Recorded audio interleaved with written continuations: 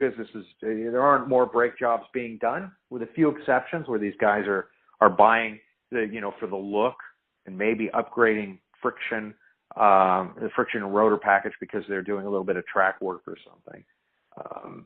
There's not much there. I think overall, a company like PowerStop, I haven't seen the sim. I did see. I'll admit I did see the sim from 2004. They show an aggressive CAGR. I believe that they have delivered on that CAGR, but there's definitely a ceiling to how high you can go in this brake kit business. It's not going to continue at the same rate. It's going to start to shallow out. I would say within 4 or 5 years, it'll be at a place where it just follows the overall growth of the industry. On that topic, just thinking historically, or if they've hit that growth case that you were thinking about, and I think this goes for all of the e-commerce guys, but where are they getting that growth from? So they're obviously stealing share of brake jobs because it doesn't feel like more people are doing it themselves. But right. Like what has caused them to get so much growth? Well, they are taking that business from the retailer. That's where it's coming from.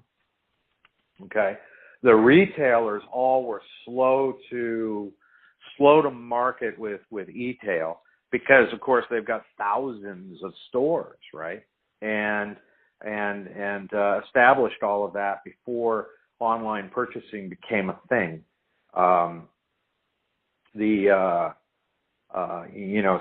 that's where they're carving it out. The success and sort of the spotlight being shown on them is related to their honestly, I'll give them kudos to them, their appropriate positioning of the product and positioning it market wise and brand wise, pricing it appropriately to attract that online buyer, and then partnering with their e-tail partners, right? And being able to position on those websites. So, for example, at Auto Anything, you can buy a month of prime position if you want, and whenever you go to search for brakes, boom, PowerStop pops up first. And the buyer may not go any further than that. Oh, here's a kit. Oh, I like that price. Maybe I'll run to PowerStop's website and learn a little more. Oh, wait, I don't have to do that. Their materials are right here on Auto Anything. Let me watch their video. Looks good. Boom. Click, buy, done. Right?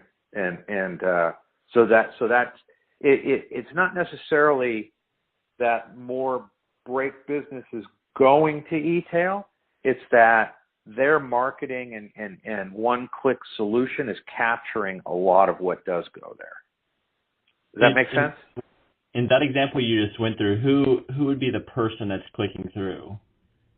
That would be the retail customer. The retail customer.